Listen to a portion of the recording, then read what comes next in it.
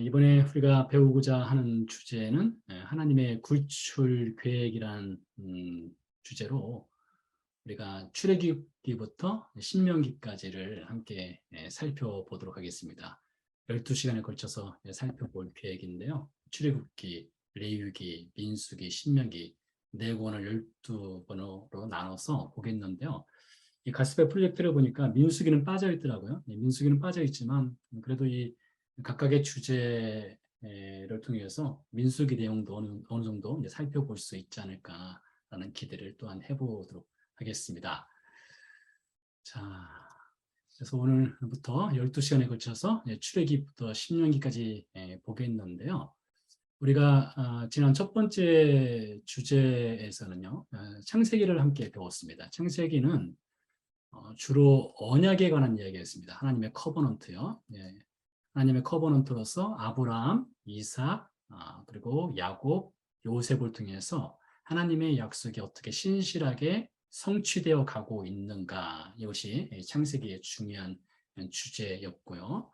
이제 출애굽기부터 신명기까지는 이스라엘 백성들이 애굽 땅에서 살다가 애굽 땅에서 출애굽하여 가나안 땅까지 들어가는 여정이 되겠죠. 그 여정이 출애굽부터 신명기까지 되겠는데요. 말씀드린 대로 12개의 주제입니다. 그 중에서 오늘은 하나님의 약속이라는 주제로 함께 살펴보도록 하겠습니다. 쭉 보시면 하나님의 약속, 하나님의 영광, 심판과 구원, 홍해를 가르심, 그래서 마지막 모세의 고별 설교, 신명기의 마지막 장이죠. 모세의 고별 설교까지 함께 살펴보도록 하겠습니다.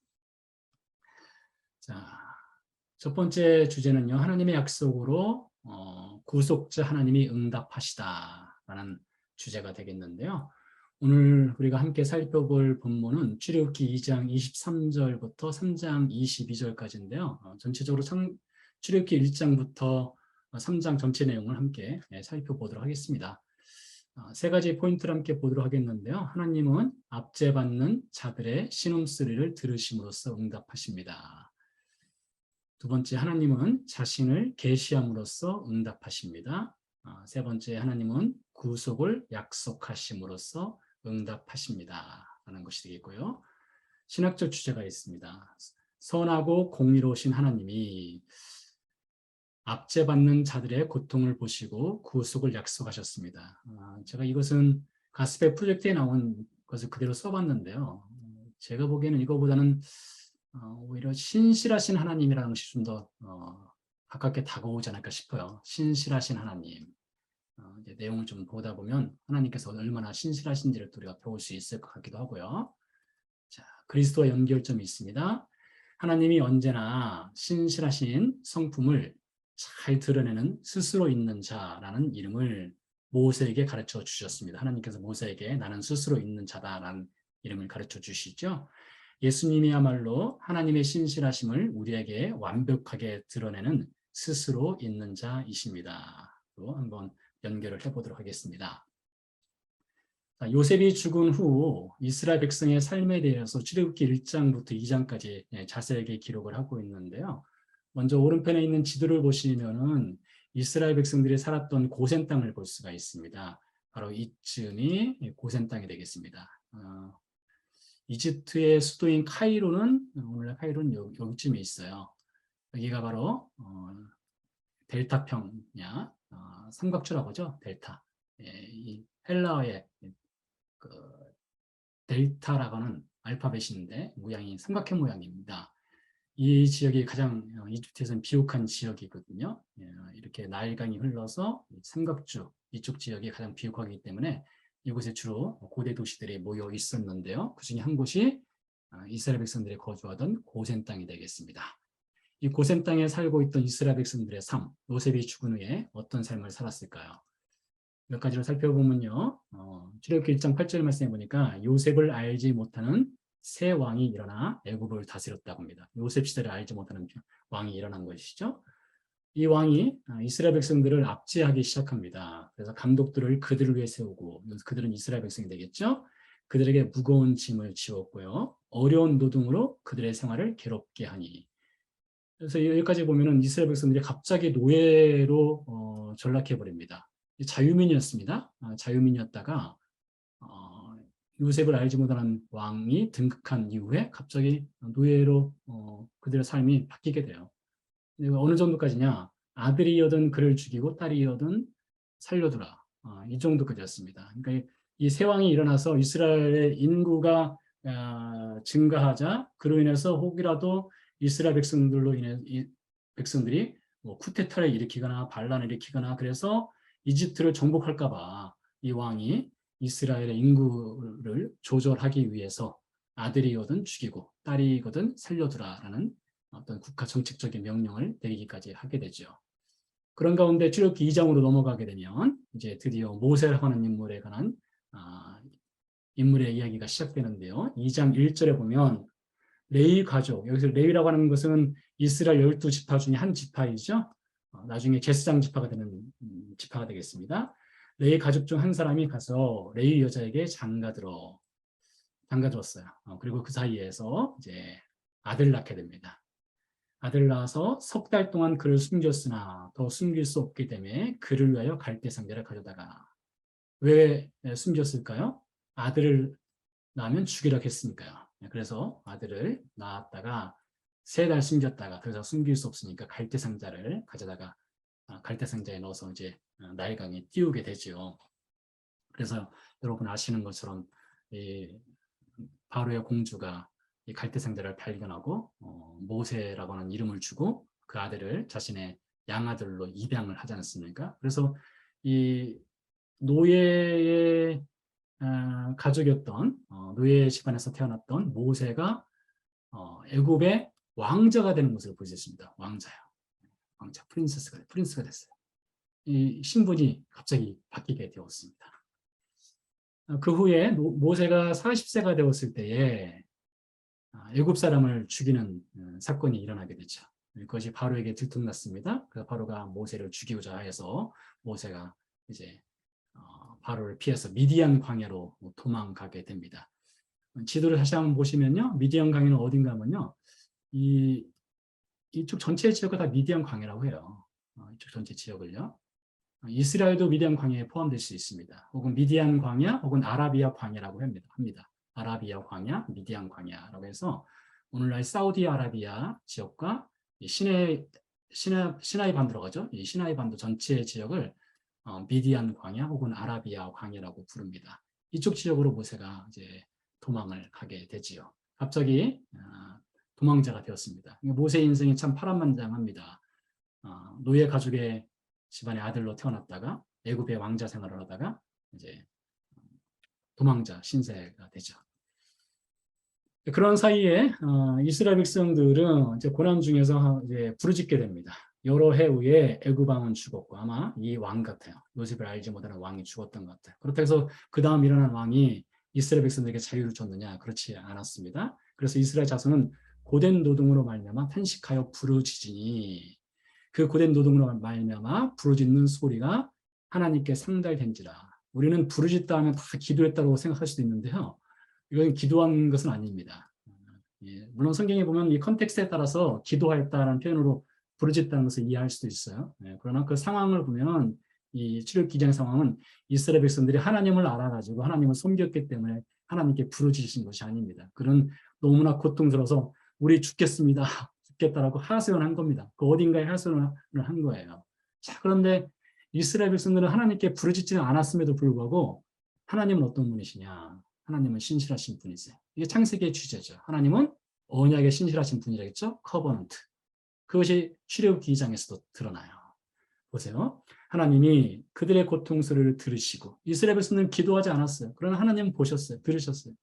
하나님이 아브라함과 이삭과 야곱에게 세운 그의 언약을 기억하세요. 얼마나 기가 막힌 말씀입니까?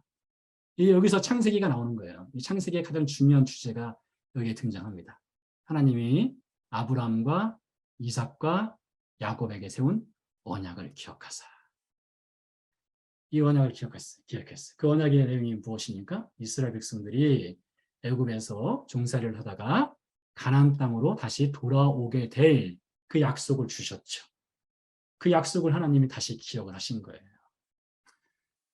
이어서 보면 하나님이 이스라엘 자손을 돌보셨고 하나님이 그들을 기억하셨더라 했습니다. 여기서 돌보셨다는 말은요.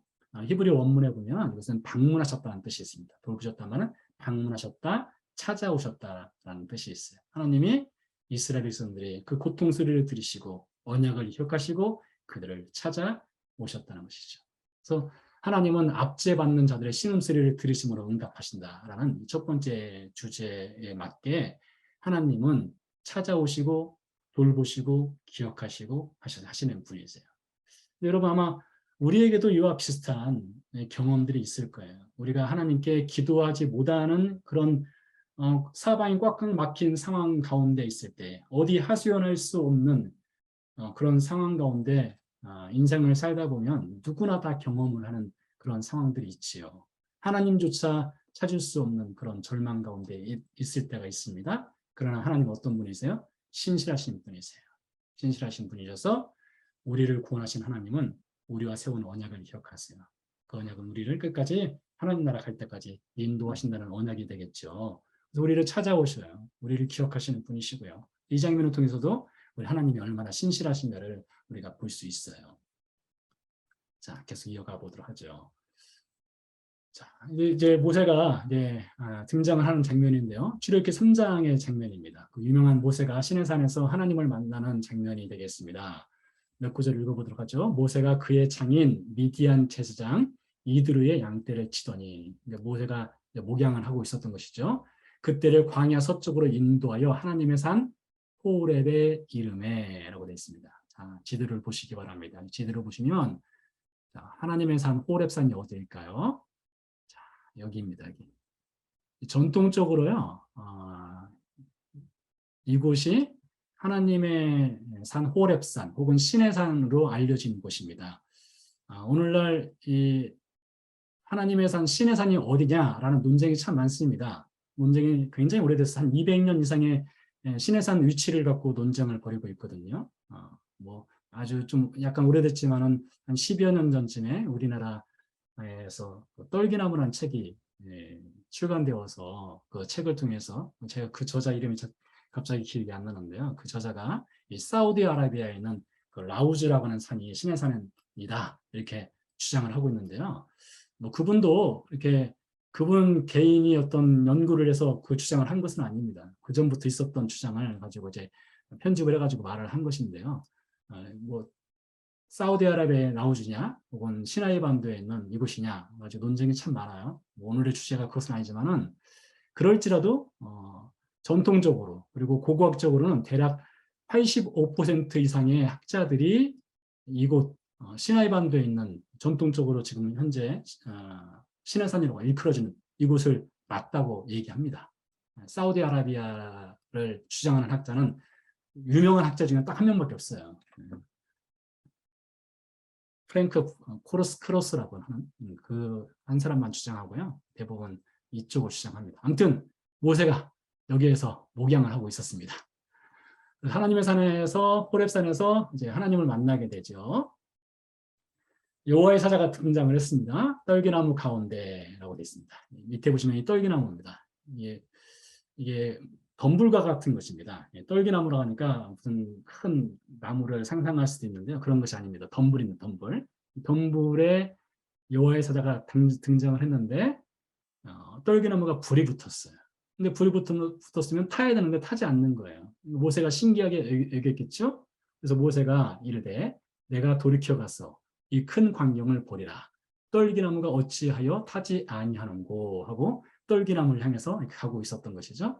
그때 여호와가 등장을 합니다. 위에서는 여호와의 사자가 등장하고요. 아래에서는 여호와가 등장합니다.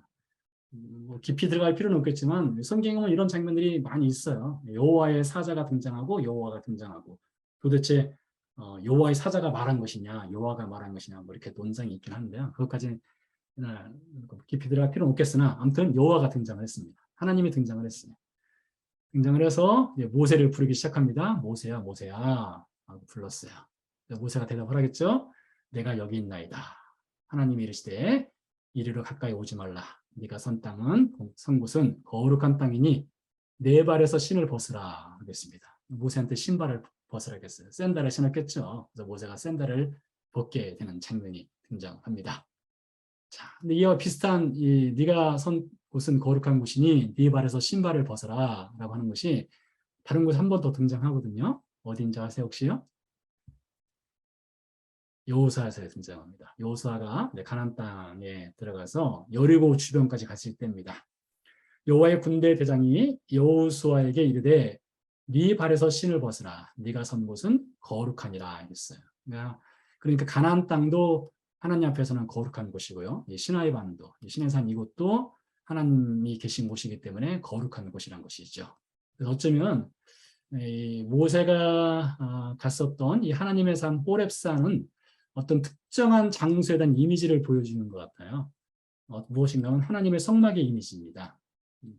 시내산, 호렙산, 하나님의 산으로 부르거든요. 이 성경에 보면 세 가지로 등장해요. 같은 산인데 명칭이 바뀝니다. 시내산으로 부를 때도 있고 호렙산으로 부를 때도 있고 하나님의 산으로 부를 때도 있어요. 근데 이곳을 하나님은 거룩한 곳이라고 불렀어요. Holy Place로 불렀습니다.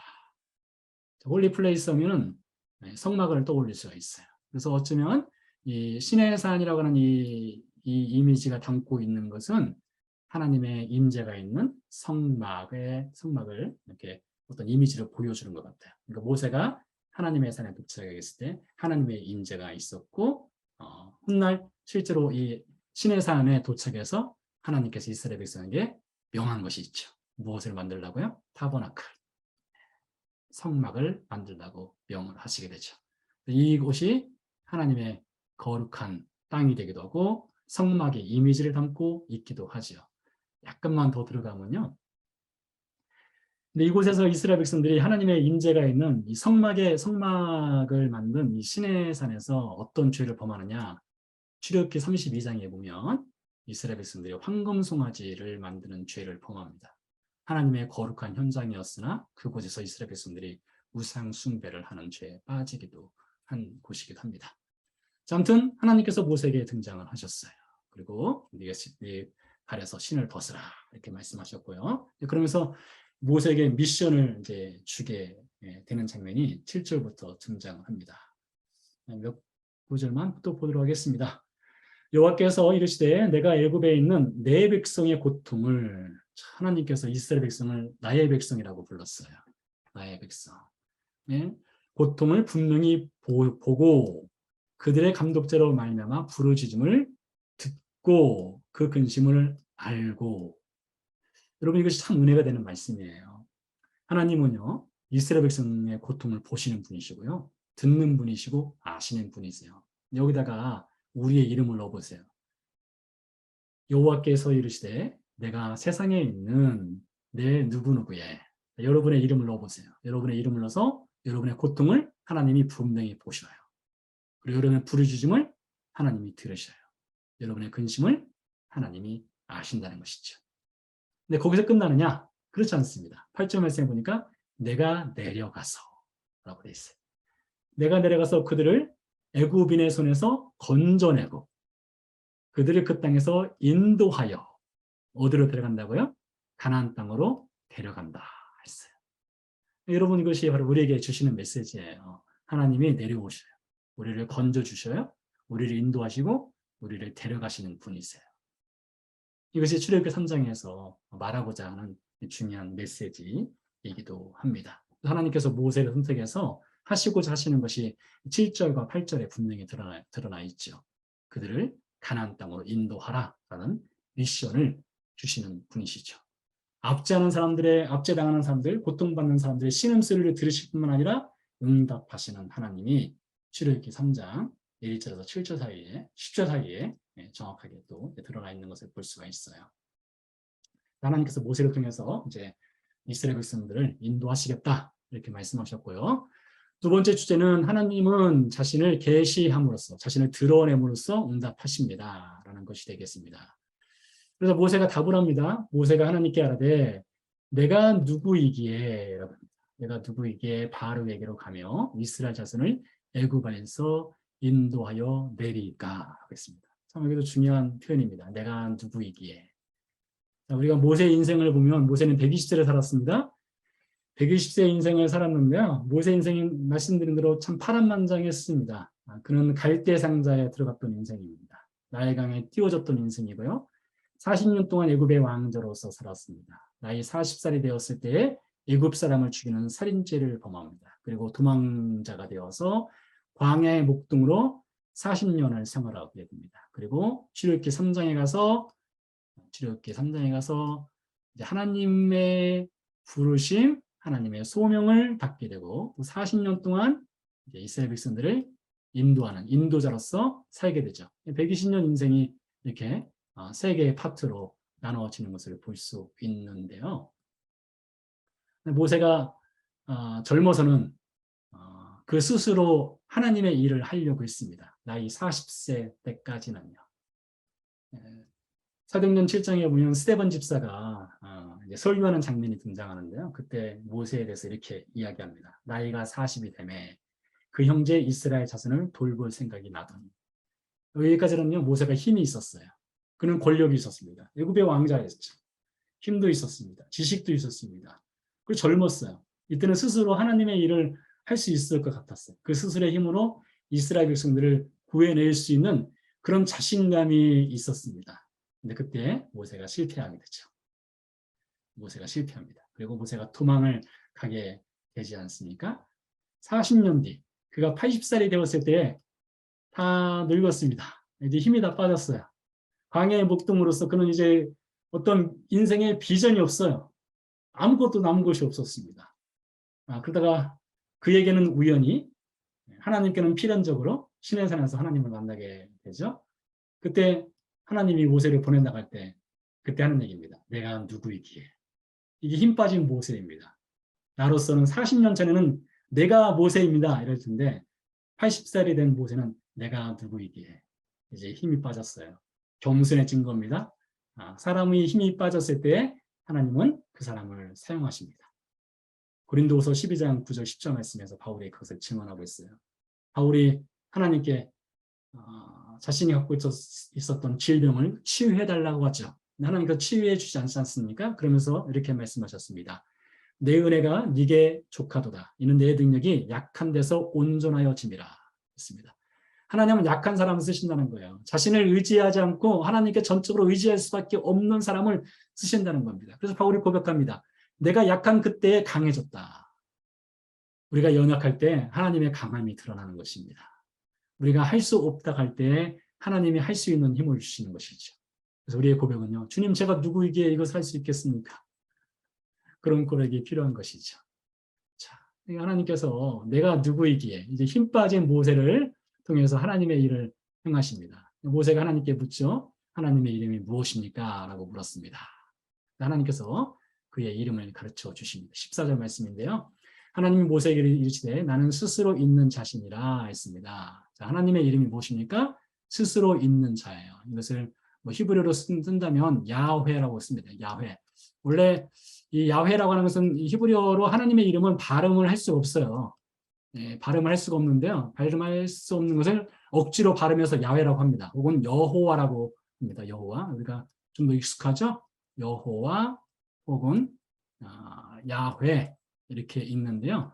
이 하나님의 이름 안에는요. 과거, 현재, 미래가 동시에 담겨 있습니다. 이 의미 안에는요. 그래서 분석해 보면 과거, 현재, 미래의 의미가 담겨 있어요. 자, 이것은 어떤 의미가 있느냐? 넘어가 버렸네요. 하나님은 알파 오메가 되시고요. 처음과 나중이 되시고요. 시작과 끝이 되시고요. 언제나 하나님이신 분이십니다. 언제나 하나님이신 분. 이 스스로 있다는 말은 언제나 하나님이신 분. 이런 의미가 있어요. 여기다가 다른 걸 넣어볼 수 있습니다. 언제나 신실하신 분. 언제나 커버넌트. 언약을 지키시는 분. 언제나 돌보시는 분. 언제나 구원하시는 분. 이렇게 넣을 수 있어요. 하나님은 스스로 있는 자신데 언제나 신실하시고 언제나 언약을 지키시고 언제나 돌보시는 분 이렇게 이해할 수 있다는 것이죠. 하나님이 자신의 이름을 가르쳐 주셨어요. 나는 언제나 신실하다. 나는 언제나 언약을 지킨다. 나는 언제나 돌보는 하나님이다. 라는 것을 모세에게 가르쳐 주시죠. 자, 마지막 장면입니다. 하나님은 구속하심으로써 응답하십니다. 16절부터 3장 16절부터 22절까지 말씀인데요. 16절 읽어볼게요. 너는 가서 이스라엘 장로들을 모으고 그들에게 이르기를 여호와 너희의 조상의 하나님 곧 아브라함과 이삭과 야곱의 하나님이 내게 나타나. 하나님은 종종 이렇게 말씀을 하실 때에 아브라함과 이삭과 야곱의 하나님이라고 스스로를 말씀하시거든요. 이 이유가 무엇일까요? 자, 창세기의 주제가 뭐라고요? 언약을 신실하게 지키시는 하나님. 이 하나님이 스스로 말씀하시는 거예요. 나는 아브라함의 하나님, 이삭의 하나님, 야곱의 하나님. 이것은 나는 언약을 신실하게 지키는 하나님이다. 이것을 말하는 거예요. 내가 너희를 돌보아 너희가 애굽에서 당한 일을 확실히 보았다 했습니다. 여기 보니까 또 인도하시고 올라가게 하시고 보기만 하시는 것이 아니라 인도하시고 올라가게 하시는 하나님이다. 이렇게 다시 한번 또 말씀해 주시는 것을 볼 수 있어요. 그러면서 모세와 이스라엘 백성들에게 이렇게 말씀하셔요. 애굽 왕 바로가 허락하지 않을 것이다. 처음에는 허락하지 않겠지만 결국에는 너희를 내보내 줄 것이란 말을 19절부터 22절 사이에서 말씀을 해주셔요. 결국에는 하나님께서 애굽 왕을 이기시고 이스라엘 백성을 출애굽시킬 것이다. 이렇게 말씀하시는데요. 그래서 이것을 하나님의 구속이라는 주제로 또 볼 수가 있어요. 하나님은 끝까지 찾아가셔서 자유를 주시고 끌어내시고 인도하시는 하나님이세요. 자, 이거 보세요.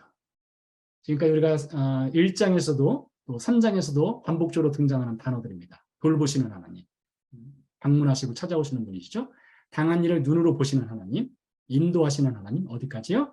약속의 땅까지요. 그래서 창세기의 이 언약이 출애굽기부터 신명기까지를 통해서 성취되어 가는 과정을 우리가 앞으로 보게 될 거예요. 이런 하나님이신데, 그래서 하나님은 애굽에서 가나안까지 끌고 가시는 하나님이십니다. 이스라엘 백성을요. 하나님은 이스라엘 백성을 구속하시고 구속한 그 백성을 애굽에서 출애굽시켜서 가나안까지 끌고 가신다는 것이죠. 근데 이 이미지가 예수님을 통해서도 그대로 확인할 수 있어요. 예수님도 찾아오시죠? 예수님도 구원하시죠? 우리를 어디까지 인도하셔요? 하나님 나라까지 인도하시는 예수님의 이미지가 이 출애굽부터 신명기 사이에 고스란히 드러나 있기도 하죠. 그래서 하나님께서 말씀하셔요. 네가 그 백성을 애굽에서 인도하여 낸 후에 너희가 이 산에서, 여기서 이 산은 어떤 산일까요? 네, 호렙산 혹은 신의 산입니다. 하나님을 섬기리니라고 되어 있습니다. 하나님을 섬긴다는 말이 무엇일까요? 자, 하나님이 이스라엘 백성들을 구원하시는 목적, 출애굽시키는 목적, 하나님이 신실하게 그 언약을 지키는 목적이 무엇일까요? 자, 그 답은 출애굽기 3장 18절에 있습니다. 여호와께서 우리에게 임하셨은즉 우리가 우리 하나님께 제사를 드리려 하오니. 하나님 이스라엘 백성들을 출애굽시키는 중요한 목적 중에 하나는요, 하나님께 예배자가 되게 하기 위해서요. 가나안 땅으로 인도하시는 것도 중요한 목적이 되겠죠. 가나안 땅에 왜 인도하실까요? 하나님을 예배하는 사람으로 살려고요. 광야로 인도하시는 목적도 마찬가지입니다. 하나님께 예배하는 예배자로 살아가도록 하기 위해서 하나님이 이스라엘 백성을 인도하신다는 것이죠. 하나님의 구속에는 중요한 목적이 있는데 하나님이 구속해서 예배자로 삼기 위함입니다. 그러니까 하나님께서 우리를 구원하시는 목적이 무엇일까요? 우리를 구원해서 뭐가 되라고요? 하나님을 예배하는 예배자가 되라는 것입니다. 이것이 구속의 중요한 목적이 된다라고 볼 수가 있어요. 자, 마지막으로 이제 그리스도와 연결점을 좀 더 찾아보도록 하겠습니다. 하나님은 언제나 신실하신 성품을 잘 드러낸 스스로 있는 자라는 이름을 모세에게 가르쳐 주셨습니다. 예수님이야말로 하나님의 신실하심을 우리에게 완벽하게 드러내는 스스로 있는 자이십니다. 이 장면은 요한복음 5장에 예수님이 38년 된 병자를 치유하신 다음에 하신 말씀인데요. 예수님이 이렇게 말씀하셨어요. 예수께서 그들에게 이르시되 내 아버지께서 이제까지 일하시니 나도 일한다 했어요. 그것이 바로 예수님의 신실하심을 드러내는 장면입니다. 하나님이 일하셔요. 어떤 일 하십니까? 그 약속을 주시고 성취해 가시는 일을 창세기부터 출발을 해서 이제 출애굽기를 넘어서서 신명기까지 쭉 이끌고 가시는 하나님의 일하시는 과정이 있죠. 예수님도 그렇게 일하셔요. 예수님도 죄인들을 찾아오셔서 죄인들을 구원하시고 죄인들을 끌고 가시는 그 일을 신실하게 하시는 분이시라는 것이죠. 그래서요, 출애굽기에 스스로 있는 자이신 하나님은 신약에서 스스로 있는 자 예수님으로 그대로 드러납니다. 자, 하늘에서 땅의 고통을 보시고 하나님이 내려오신다겠죠? 출애굽기 3장에 보니까요. 예수님도 마찬가지예요. 들으시고 보시고 찾아오시고 인도하시는 분이 예수님이세요. 자, 예수님이 이 땅에 오신 목적 잘 기억하세요. 들으시는 분이십니다. 보시는 분이세요. 찾아오시고 인도하시는 분이세요. 그 중에 중요한 목적이 뭐라고요? 왜 예수님이 찾아오신다고요? 섬기는 자가 되도록 하기 위해서요. 예배하는 자가 되도록 하기 위해서요. 그런 여러분, 우리가 구원받은 그 목적을 우리가 분명히 알아야 됩니다. 우리가 구원받은 목적은 하나님을 예배하는 예배자로 삼기 위함이라는 것이죠. 천국 가는 것도 중요한 목적이지만 그 전에 이 땅에서는 우리가 하나님의 사람으로서 하나님을 예배하는 예배자로서 살아가도록 하기 위해서 우리를 구원하셨다. 이것을 기억하기를 소망합니다. 네, 오늘은 여기까지입니다. 혹시 질문 있으세요? 네, 좋습니다. 네, 우리 같이 기도하는 시간 갖도록 하겠는데요. 첫 번째 기도 제목은 모든 상황 가운데 신실하시며 구원의 약속을 지키시는 하나님을 신뢰하는 믿음이 우리에게 있어야 될 것 같아요.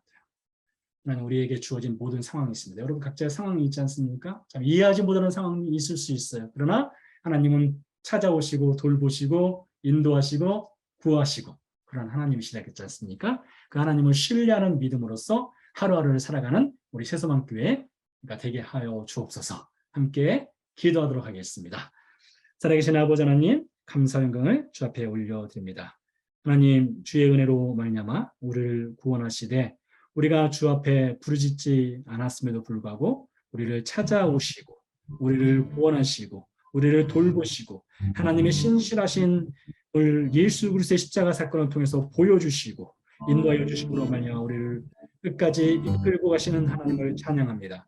하나님, 우리에게 주어지는 각자의 상황이 있습니다. 모세가 이해할 수 없었던 상황이 있었던 것처럼 우리 자신에게도 이해할 수 없고 빠져나갈 수 없는 어두컴컴한 터널을 지나는 것 같은 상황들이 우리에게 펼쳐질 때에 하나님 그러할지라도 하나님은 여전히 신실하시고 하나님 여전히 우리를 돌보시고 우리를 찾아오시고 우리를 인도하시는 하나님이신 것을 믿고 따라갈 수 있도록 주여 우리에게 믿음의 믿음을 더하여 주시기를 간절히 소원하고 원하옵나이다. 우리 아버지 하나님 우리에게 긍휼과 능력을 베풀어 주셔서 우리로 하여금 아버지 하나님이여 참으로 이스라엘 백성들을 구원하시고 그 가나안 땅까지 인도하시기까지 쉼없이 일하시는 그 하나님이 우리 하나님이신 것을 믿게 해 주시옵소서. 하나님의 신실하신 가운데 우리가 속해 살아갈 수 있도록 은혜 허락하여 주시기를 간절히 소원하고 합나이다. 내 전에 아버지 하나님이시여 우리의 모든 상황 가운데 우리가 어떤 상황에 속해 있든지 그 상황 속에 우리 홀로 남겨두지 아니하시고 우리와 함께 하시고 우리를 인도하시는 그 하나님, 그 신실하신 하나님을 믿는 믿음으로 우리 새소망교회 성도들이 하루하루를 버텨내고 이겨내며 살아갈 수 있도록 주님 축복해 주시옵소서. 그러므로 말미암아 하나님의 신실하심을 찬양하게 하시고 그 신실하신 하나님을 예배하는 예배자로서의 삶을 살아갈 수 있도록 우리의 삶을 인도하시고 이끌어 주시기를 주여 간절히 소원하고 원하옵나이다. 두 번째 기도입니다. 포도원 사역이 새롭게 시작이 되었고요. 이미 포도원 모임을 가지신 포도원들이 있는데요. 포도원 사역이 은혜 가운데 잘 진행될 수 있도록 같이 기도해 주시고요. 우리 자녀들의 믿음과 구원을 위해서 교학교, 유치부, 유년부, 유스 그룹, 새로 선생님으로서 섬기시는 분들, 또 전도사님을 위해서도 함께 기도하도록 하겠습니다. 살아계신 아버지 하나님 감사합니다. 하나님 우리 사랑하는 새소망교회 포도원 사역을 저 앞에 올려드리며 기도합니다. 하나님 포도원 사역이 주의 은혜 가운데 새롭게 시작되었습니다. 가을학기를 맞이해서 포도원 모임을 우리가 갖고 있습니다. 하나님 포도원 모임을 가질 때마다 하나님의 은혜가 충만하기를 소원하고 원합니다. 하나님의 긍휼이 충만하기를 원합니다. 하나님의 능력이 충만하기를 원합니다. 우리 가운데 허락하시는 주의 은혜와 주의 긍휼과 주의 능력으로 말미암아 내 주 아버지 하나님이시여 주께서 크고 놀라우신 주님의 놀랍고 큰 은혜가 함께해 주시옵고 내 주 아버지 하나님 주의 긍휼과 주의 자비하심으로 말미암아 포도원 사역을 통해서 포도송이들이 함께 나누며 교제하며 기도하며 말씀을 배우며 그래서 그들의 영혼이 살아나게 하시고 영혼이 살이 찔 수 있도록 주여 축복해 주시옵소서. 포도를 섬기는 포도원 지기들에게 주여 성령으로 충만하게 해 주시옵소서. 믿음과 능력으로 충만할 수 있도록 도와주시옵소서. 하나님, 우리 사랑하는 자녀들을 저 앞에 올려드리며 기도합니다. 하나님, 우리 자녀들을 축복해 주시옵소서. 저들에게 믿음과 은혜를 더하여 주시옵소서. 저들에게 구원의 은혜를 더하여 주시옵소서. 아직 구원받지 못한 자녀들을 불쌍히 여겨 주셨고 저들에게 하나님의 구원의 소식이 증거될 수 있도록 도와주시며 내 주의 아버지 하나님이시여 하나님의 복음을 듣게 해 주시옵소서. 예수 그리스도의 복음으로 말미암아 저들의 삶이 풍요로움을 누리게 하시고 주시고 주 예수 그리스도의 은혜로 말미암아 저들의 삶이 변화되게 하시고 하나님을 만난 자녀로서의 삶을 살아갈 수 있도록 주님 축복해 주시기를 주여 간절히 소원하고 원하옵나이다. 하나님, 우리 교회 학교를 주 앞에 올려드립니다. 유치부와 유년부와 유스그룹을 주 앞에 올려드립니다. 새롭게 선생님으로 헌신하신 분들이 있습니다. 주여 저들을 축복해 주시옵소서. 성령으로 충만하게 해주시옵소서. 우리 전도사님을 들어주시옵소서. 주여 성령과 능력으로 함께 해주시옵소서. 우리 아버지 하나님, 우리 사랑하는 우리 주일학교 교육에 하나님의 은혜 가운데 잘 지내는 수 있도록 도와주시옵고 우리 선생님들에게 일할 때 사역할 때 저들에게 기쁨과 감사가 넘치게 하여 주시며 하나님, 우리 주일학교의 부흥을 노력하여 주셔서 하나님, 주일학교의 부흥을 통해서 우리 다음 세대가 살아날 수 있도록 주님 은혜를 베풀어 주셨기를 기도하고 감사합니다. 하나님의 은혜와 하나님의 긍휼이 우리 주일학교에 함께하여 주시옵소서. 선교사님들을 또한 주 앞에 올려드리겠고요. 우리 한명숙 사모님, 물랜농산교회 사모님 재활훈련 받고 있는데요. 위에서 함께 기도해 주시기를 바랍니다. 살아계신 아버지 하나님 감사합니다. 우리 사랑하는 선교사님들을 주 앞에 올려드리며 간구하며 기도합니다. 하나님, 우리 선교사님들을 축복해 주시옵소서. 저들이 힘들고 어려운 상황 가운데 아버지 하나님이여 주 예수 그리스도의 복음을 위해서 저들의 젊음과 저들의 삶을 헌신하여서 우리 아버지 하나님께 드리고 있습니다. 하나님, 저들의 삶을 복되게 해주셔서 아버지 하나님 복음의 씨앗을 뿌릴 때에 그 씨앗이 죽어 열매를 맺게 하여 주셨고 하나님, 물주는 자의 역할을 감당할 수 있도록 도와주시고 가꾸는 자의 역할을 잘 감당할 수 있도록 주님 축복해 주시기를 기도하고 간구합니다. 나의 사랑하는 나의 주 아버지 하나님이시여 하나님의 귀하고 복된 은혜가 우리 선교사님들 사역 가운데 함께 주시고 하나님은 교회 가운데 함께 해주셔서 선교사님들의 귀하고 복된 사역에 하나님이여 기름 부어 주시옵소서. 우리 아버지 하나님 눈물을 흘리며 씨를 뿌린 자는 기쁨으로 단을 거두리라 주께서 말씀하여 주셨사오니 우리 아버지 하나님이여 우리 아버지 하나님이 하나님의 거룩하시고 놀라우신 은혜가 함께 해 주시기를 주여 기도하고 간구하옵나이다. 나의 사랑하는 나의 주 아버지 하나님 주님 도와주시옵소서. 주님 긍휼을 베풀어 주시옵소서. 나의 아버지 하나님이여 나의 아버지 하나님이여 주의 놀랍고 크신 은혜가 함께 해 주시옵소서. 주님, 우리 사랑하는 우리 한명숙 사모님을 기억해 주시옵소서. 아버지 하나님이여 회복의 은혜를 더하여 주시옵소서. 우리 아버지 하나님 하반신을 쓸 수 있도록 일으켜 세워 주시옵소서. 배변 능력을 아버지 하나님이여 아버지 하나님 살려 주시옵소서. 시그널에 돌아올 수 있도록 도와주시옵소서. 하나님, 주의 긍휼과 주의 자비하심으로 말미암아 일어나 걸을 수 있도록 주여 도와주셨기를 기도하고 감사합니다. 우리 아버지 하나님의 크고 놀라신 긍휼하심이 우리 사랑하는 남영수 사모님에게 함께 해주셨기를 주여 기도하고 간구합나니 주님 은혜 베풀어 주시옵소서. 주님 긍휼을 베풀어 주시옵소서. 마지막 기도 제목으로요, 우리 개인 기도 제목과 영역 간의 회복에 필요하신 분들, 경제적으로 어려운 손들, 우크라이나 전쟁 동시에 위해서 함께 기도하도록 하겠습니다. 살아계신 아버지 하나님 감사합니다. 하나님, 우리 사랑하는 성도들 삶의 여러 가지 문제들을 만날 때마다 하나님께 기도로 간구로 나아갈 수 있는 믿음 허락하여 주시니 감사드립니다. 하나님, 우리가 기도할 수 없고 어찌할 바를 알지 못할 때에 성령께서 탄식함으로 우리를 위해서 중보하여 기도해 주시고 하나님 우편에 계신 예수께서도 우리의 중보자가 되어주셔서 함께 기도해 주시니 감사를 드립니다. 내 주 아버지 하나님, 주님께서 우리 사랑하는 성도들의 기도에 응답하여 주시옵소서. 저들의 눈에서 눈물을 닦아 주시옵소서. 부르짖어 간구할 때에 하나님 들으시옵소서. 방문하여 주시고 돌봐 주시옵소서. 찾아와 주시옵소서. 눈물을 닦아 주시옵소서. 인도하여 주시옵소서. 하나님이여 구원하여 주시옵소서.